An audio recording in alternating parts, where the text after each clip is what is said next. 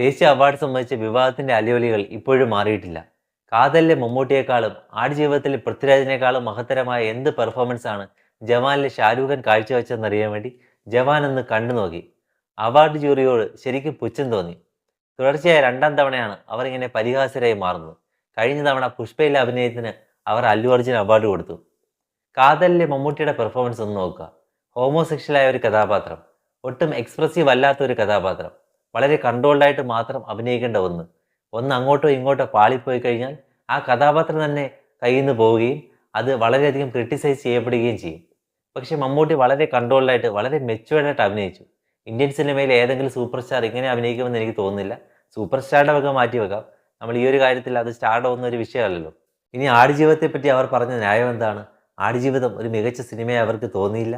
ആടുജീവിതം എന്ന നോവലിനെ കൃത്യമായി സ്ക്രീനിലേക്ക് പകർത്താൻ അണിയറ പ്രവർത്തകർക്ക് കഴിഞ്ഞില്ല എന്നൊക്കെയാണ്. അതുപോലെ പൃഥ്വിരാജിന് നജീബിന് ജീവൻ നൽകാൻ കഴിഞ്ഞില്ലെന്നും. ബോഡി ട്രാൻസ്ഫോർമേഷനൊക്കെ ഓക്കെയാണ്, പക്ഷേ ഒരു ജീവസുറ്റ കഥാപാത്രമായി നജീബിനെ മാറ്റാൻ പൃഥ്വിരാജിന് കഴിഞ്ഞില്ലെന്നാണ് അവാർഡ് കമ്മിറ്റി പറയുന്നത്. ആ സിനിമ കണ്ടവർക്കറിയാം ബ്ലസി എന്ന സംവിധായകൻ എന്തുമാത്രം എഫേർട്ട് എടുത്തിട്ടാണ് അതുപോലൊരു സിനിമ ക്രിയേറ്റ് ചെയ്തിരിക്കുന്നതെന്നും. അതുപോലെ പൃഥ്വിരാജ് ബോഡി ട്രാൻസ്ഫോർമേഷൻ കൊണ്ട് മാത്രമല്ല, വളരെ സൂക്ഷ്മമായ അഭിനയങ്ങൾ കൊണ്ട് പോലും ആ നജീബായി മാറാൻ പൃഥ്വിരാജിന് കഴിഞ്ഞിട്ടുണ്ടെന്നുള്ളത് ഏതൊരാൾക്കും കണ്ണടച്ച് പറയാവുന്നൊരു കാര്യമാണ്. ആ സിനിമ കണ്ട് മനസ്സിലാക്കി വിലയിരുത്തിയ ഒരാൾക്ക് പറയാവുന്നൊരു കാര്യമാണ്. ഡോക്ടർ സൗമ്യസേനൻ പറഞ്ഞതുപോലെ ഭാവിയിൽ ഈ ദേശീയ അവാർഡ് ജേതാക്കൾ സ്വയം പരിഹാസ്യരായി മാറുന്ന ഒരു കാലം വിദൂരമല്ല എന്ന് തന്നെ നമുക്ക് തോന്നേണ്ടി വരും ഈ ഒരു അവസരത്തിൽ.